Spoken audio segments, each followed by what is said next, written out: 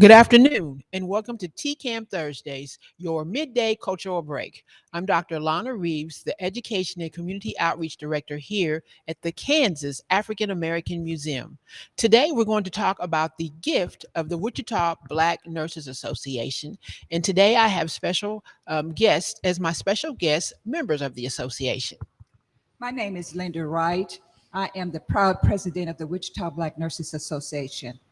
Have been with the Wichita Black Nurses Association for over 18 years. Uh, I have also worked with the Wesley Medical Center for 12 years, retiring from the Wichita Dole VA after 17 years on the med-surg and geriatric floor. My name is Margaret Thompson. I am a retired certified registered nurse anesthetist. Before that, I worked as a registered nurse in surgical intensive care at one of the hospitals here in Wichita, Kansas. But my best job that I loved was doing anesthesia. It was not very many people that looked like me who was a nurse anesthetist, certified registered nurse anesthetist. But I retired December the 20th, not 19, but let's go with 2018. I retired from that job. I loved it. I worked for the Wichita Anesthesia Charter. And after that, I start doing volunteer work.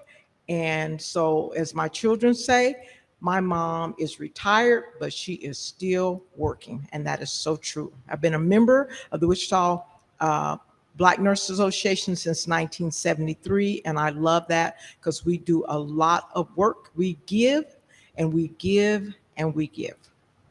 Indeed, they do. And Mrs. Wright is going to tell us a little bit about the history, or something about the history of the Wichita Black Nurses Association. The Wichita Black Nurses was organized and founded by Frankie Manning, who is an RN who resides in Seattle, Washington. Mrs. Manning and a couple of other nurses attended a conference in Cleveland, Ohio, where the title was enhancing African American nurses in the community. After leaving that conference, Mrs. Manning had a inspiration and a desire to form a organization in Wichita, Kansas. Although Mrs. Manning is residing in Seattle, Washington, she still plays an essential part in the Wichita Black Nurses Association. So I understand that you still have, like you say, 6 charter members that are involved, and you're one of those charter members as well, right, Ms. Thompson? Yes, I am. And then and there's 5 others here in the community. There is more than that, and a lot of them are deceased. Okay. We have, But you still have 5 charter members that are still involved, or 6 Yes. that are still involved. Yes. Okay. And including Miss Manning Yeah, out in Miss Washington. Manning, yes. Okay. So what are some of the things that you all do? Oh, some of the things that we're engaged in the community: screening on African Americans by doing glucose monitoring.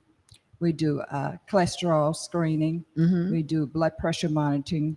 We also do mammogram screening with the partnering of organizations outside of the Wichita Black Nurses Organization. And we also have, we do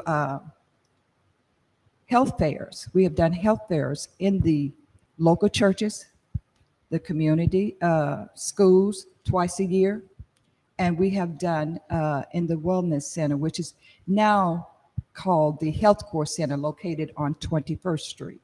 We also are engaged in a community baby shower that we give to the community twice a year, in October and usually in March. Because of the pandemic, we have went a little bit virtual with that as well. Now, I understand that you have a special mission with the community baby shower as well. Why do you do that? Why do you host the community baby shower? The reason for the community baby shower is to educate our mothers on safe sleep for their babies. That's including education on the crib, how the crib actually work, and what is entitled to go inside the crib, because you can't use a lot of things like you used to. We used to decorate it. decorate our cribs and make our cribs look pretty, but it's not about that anymore. It is about safe sleep for your baby and how that baby is positioned, what is around that baby, how the baby is to be enclosed and wrapped in a blanket. So this is the reason for that, because we're having a lot of our kids, we're losing a lot of our kids to crib death. And we want to make sure that our mothers are educated on safe sleep for their babies. And we educate not only them as well, we educate the family that is involved around that baby as well. So they will know the education about that safe sleep as well. Okay. And then I understand too that there's another program that kind of goes hand in hand with that, Celebrate 366. There is another program. I won't comment on a lot of on that because 366 we are involved in that, and that's 366 means that we are celebrating that baby. He gets to the 1 year old of his birth, and we want to celebrate that because most babies do not reach that age of 1 year because of the Crib safe sleep that we education that we have, the crib death. And so we want to celebrate that they have reached that age of 1 year old. Okay. Can you tell us a little bit about your advocacy? Tell us about advocacy. Advocacy is really to an approach to get out to the community, the education and prevention part of our program, how it actually works, and what the things that we actually do in that program. So advocacy, we speak out to our clients to let them know what is actually happening around our community and in our community. Okay. All righty.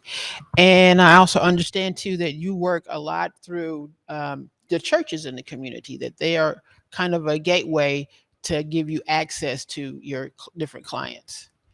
Yes, they are. The church, the Wichita Black Nurses have really been involved in congregational ministry. And what that is, usually we're helping those in the church. It may be education that they are needing, that we are providing for them, as well as blood pressures. Twice a month, we check their blood pressures, pulse, glucose, if needed. Those are the things that we're advocating in our community and in the churches as well. So it's been a good experience as far as doing that. And most of the nurses have enjoyed doing that congregational ministry. Wherever they can help in that church, they will perform to do that. And then lately, one of your big projects is helping to deal with this COVID-19 virus. Yes. Yes, absolutely. My biggest thing with that is just the vulnerability of Black and Brown for COVID. It seems with this COVID-19, we get the sickest and we die the quickest, Black and Brown. And my point was getting the vaccines to the Black and Brown communities. And it started with, let's bring them into the churches. And that's how we got started, is bringing the vaccines into the churches, which is a matter of calling ministers in our community to ask, I know your church isn't open, but we do know that if we can get permission from you to bring vaccines into the churches, we can start getting shots in Black and Brown arms. And I saw the way they started doing this as far as getting shots in arms. I know they had to go in certain age groups and that kind of thing, but even at that age of 60 to up to 70, some people could not get there, or they was coming in walkers or wheelchairs, or they didn't have computers to get on the phone and this and that. We thought if they come to their church, which is in the neighborhood, someone can drop them off. They can be rolled into the church in a wheelchair and get their vaccine. And it was out also that Blacks and Browns are not the ones who really want to get the vaccine because of all the old medical history of what we've dealt with through that time. And we had to talk about that to our people that came in to get the vaccines, that is not has nothing to do with the COVID vaccine. We talked about the idea how important it is to get the vaccine. We as Black and brown, we have diseases, heart disease, diabetes, high blood pressure, and we were getting too sick, and we were dying, and dying a lot, and getting sick a lot. And so when we start doing this in the churches, our first church was St. James Missionary Church, and we did the first at March the 7th. And then we moved on to Tabernacle, Pastor Montgomery's church. Then we moved on to St. Mark's Methodist, which was Pastor Johnson's church. And then moved on to St. Mary's church, which was Pastor Douglas' church. And people came. They came in lines to get these shots in the hundred. Like, I think the biggest was at Tabernacle Baptist Church, because Pastor Montgomery went on TV to talk about it. He's opening up his church, and then it just moved on from there. But we have been educating about the vaccines. We have asked them questions. My biggest thing that I like to ask them is not so much of why you're not getting the shot. I love to ask the question, why are you here getting that shot? And the answers that I would get is because of my grandma. I stay with my grandma, or because I have diabetes and I know I need to get the shot, or because of my children. I don't want to give this to them if I were to get it. Those were some of the things that people gave the answer to as to why I'm getting the shot, which because they cared. We get the ones who say they're not getting the shot, and some of the answers that they give us, it does not make sense, but in their head, it does. Reason I'm not getting the shot, because they just start doing the shot. It's one of those kind of deals where if I got a flu shot and I got real sick, and you have to explain to them the flu shot and the COVID vaccine is totally different makeup. Just scientifically, it's a different makeup. So it's all about education. We put out paperwork, COVID and diabetes. We put out paperwork, COVID and / the Delta variant. Just signs and symptoms after you get the vaccine, and letting them know the vaccine is working in your body to let you know that the vaccine is working when you're getting a headache and not feeling well, or you're feeling very tired, this kind of thing. It's not an allergic reaction. It is a reaction to a vaccine going into a body that the body is saying, whoa, what are you doing? What are you putting in me? And that's the reaction. But the reaction that you want is to have those side effects from the aches and the pains and that kind of thing.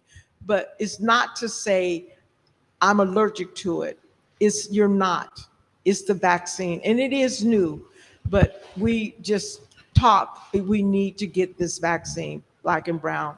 Now, what I understand too about that is that, because now, I guess about a little over a year ago, me, my mother, and my father were all tested positive for COVID-19. Now, my mother was actually sick, which between the three of us, if one of us had to be sick, it would probably be best for it to be her, because my father and I both have issues that would possibly complicate it, and that uh, we've all been vaccinated. They had the 2-shot one. I had the Johnson and Johnson, and I know we all had a reaction to it, and we understood that the part of the reason was because that we had COVID, so we had some of it in our bodies, and it was the vaccine was reacting to that, so that was why we had some effects. Now, they didn't last very long.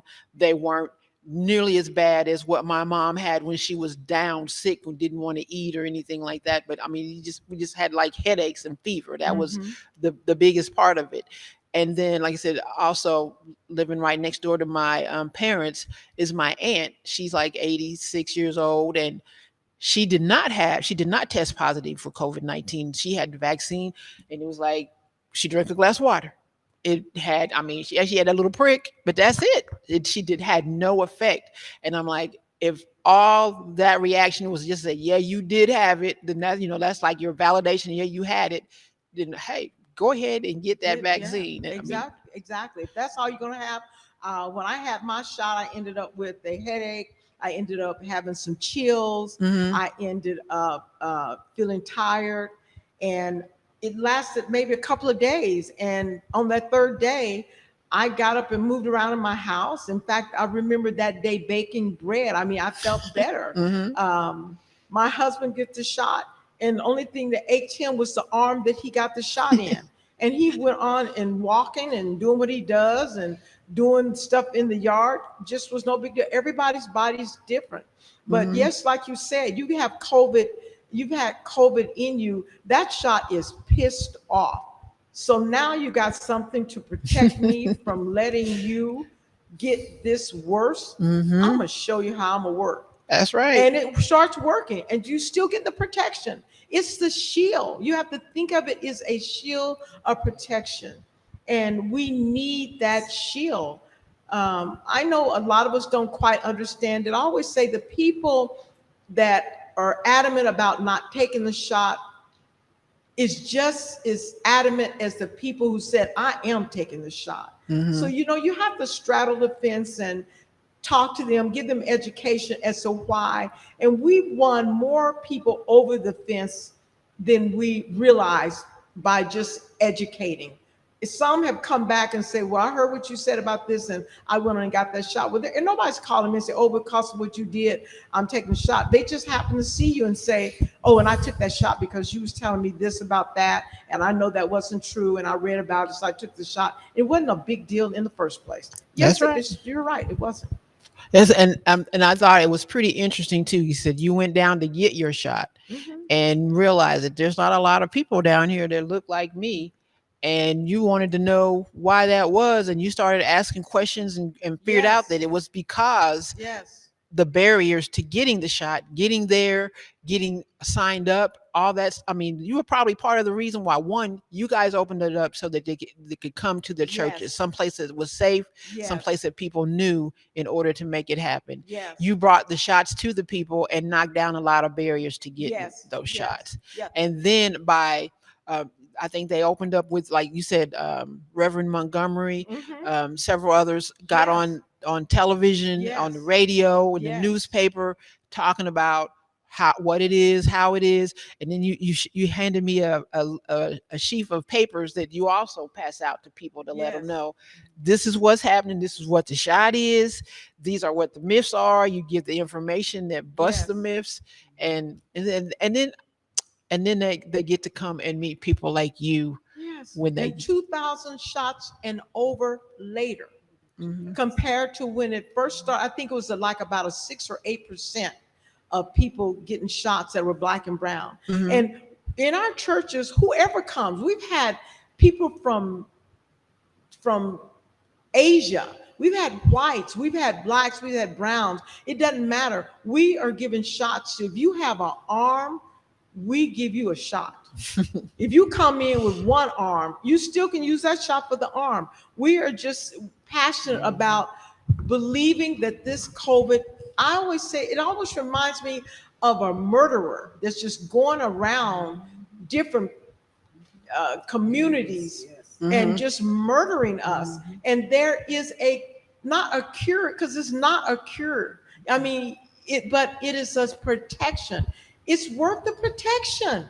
Mhm. Get the shot. It is worth the protection. Yeah, you may not feel good, but it doesn't last your whole life. 2 or 3 days. Your Yep. arm is going to hurt, maybe 2 or 3 days, but you got a shield. You have a shield. So I say, people take the shot. Call and talk to the black nurses and let us explain some other things that you're concerned about. We have information. If we don't have it, we will get it. Mhm. So yes, as a matter of fact, these are the kinds of programs that you all do that have changed lives, saved lives, and also been able to just open the door and get you out there and help people to get on with their lives. So, Yes. but you have not just been doing COVID-19 shots in the past. You have also, most recently, you especially just received the Heart of the City Black Chamber of Commerce award for Yes. the work that you have done in your career as a charter member of Wichita Yes, Black yes, Nurses it's Association. helping. It's helping. The black president, Kevin Andrews, the black president of the Black Chamber of Commerce, he said, Maggie, I need vendors. We're going to bring a entertainer here by the name of Joseph Vincelli. I want it to be a free concert. I want vendors who are just starting a business so we can um, talk of them and have these vendors come in. And because I've done so many different events around the city, people know that I'm always doing something, from a shopping trip to vendors to whatever. And I had 60 vendors that I knew, and I think 48 of them came. I called them and up and said, do you guys want to put yourself out there and sell your product, no matter what it is? And Mr. Andrews, who's very appreciative of it, and the award was very surprising because I didn't have a clue I was going to get it, but I did. So those are the things that we do. And you involved the black nurses because we gave shots in the park And that she same did. day. Mhm. We did shots. But So it see, was a I two for want to one. stop her right there though, because when I ask her that question, because not only we see what you see who she is, what she does, she helped them to get that off the ground and made something happen. But I was referring to the fact that you are the second black nurse anesthesiologist here in Wichita, Yeah, Kansas. I'm the second certified registered nurse anesthetist in this city, and I have to go. There was a wonderful lady before me, and it's so crazy because I can't call her name, but I can just still see her face in the pictures that one of the doctors that worked with her as an anesthesiologist talked of her and loved her. I came along and did this certified registered nurse anesthetist for about um, 38 years. And 5 years ago, a nurse anesthetist by the name of Kim Henderson came from Mississippi. So she became the number 3 person as nurse anesthesia in Wichita, Kansas. Now, there were other nurse anesthetists, I understand, that were in the Kansas City area, Missouri, but they would come down into Kansas to do anesthesia for some of the clinic. But basically, the nice lady who was before me, she was the first in Wichita, Kansas. I became the second. And now Kim, she's in her 30s. She's the third one. And now people are starting to know her. But yeah, I did that for 38 years. I retired from a wonderful anesthesia group, Wichita Anesthesia Charter. And these doctors that I worked under as anesthesiologists treated me no different than anyone else. I caught my ups and downs with other people in the community as far that didn't look like me, but I had to win them over. You just do a good job. You win them over. Let them know I know what I'm doing. I'm gonna wake you up when I put you to sleep. That's my job. And treat it well. And you too, Miss Wright, you started out as an educator and decided to become a nurse. And you did it step by step. Can you tell us a little bit about your story? Yes. I started in education in Louisiana because I am from Louisiana. And after marrying my husband while in Louisiana, took me away from Louisiana to Kansas, the coldest climate ever.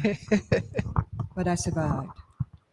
I left that area of education and decided that I want to try nursing.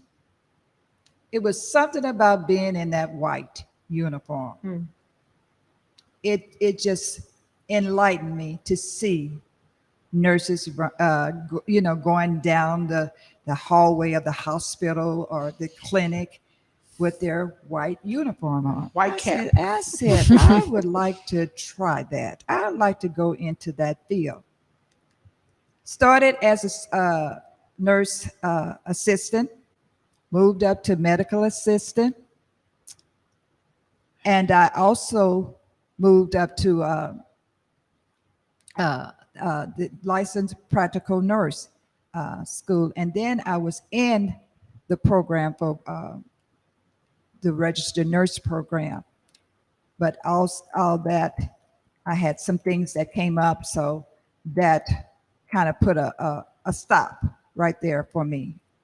But I am still working in the community. giving back to the community in that nursing field. And so, if there were some other people, I almost said young people, but I know it happens at all ages, that are interested in being a part of the Wichita Black Nurses Association, what would they need to do?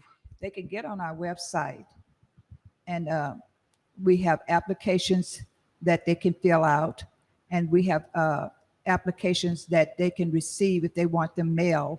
They can contact the president, which is myself, and I will make sure that they get an application out. Come to one of our meetings, sit in on one of our meetings to see if this is the area you want to be, and to initiate some of your work that you have done to give back out into the community. So they can do that way. They can give a phone call as well and ask questions, and we'll be glad to give them any answers that they're needing in that area. Okay.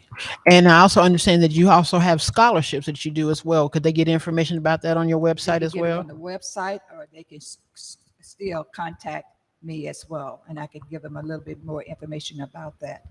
We also have received the Cultivated Kindness Award from Humankind, and so it makes a big difference when we are out there and they see what we are doing. Okay. All righty. And then also, if they want to volunteer to assist with the COVID-19 vaccinations or any of your other programs, is there a special place that they need to go or call to get on that list? Yes, what they can do is go on the website, and I believe there's information on there, or either there's names. I'm not sure if there's numbers on there, and I'm not sure if I am allowed to do that, do the numbers, but I you can go on our website, the Wichita Black Nurses Association website. I think it's wichitablacknurses.org, O-R-G. Go on that site and you will see information on there. We would love to have volunteers. If you are a registered nurse or a licensed practical nurse or a medical assistant person, you can contact us. We need all the help we can get. It's a lot of us who are just doing it all the time, all the time. We get help from the community, who would just say, can I just come wipe down chairs, or can I just come hand out something? So we get a lot of help from the community. Besides nurses that don't even look like us will come and say, can we help you give vaccines? Can we help you do observation? And we're taking all the help we can get, because it's all about everybody. This COVID-19 per se is not affecting just only Black and brown. It's infecting everybody. So everybody has to come together, and we just help everybody. That is the best way to say. But yes, we could use help. Go on our website, please, and get the information, and call us. Call the president, Linda. Call me as a vaccine team leader for the Wichita Black Nurses. We will open our arms to you with a big smile and a big hug. The ladies with class and the nurses that know how to do it and put the underscore in care. Today, we have been talking with the Wichita Black Nurses Association, and I'm looking forward to having you all back, because I really want to hear some more of those stories about your Thank careers. you. And again, I'm Dr. Lana Reeves, and this has been TKAAM Thursdays, your midday cultural break.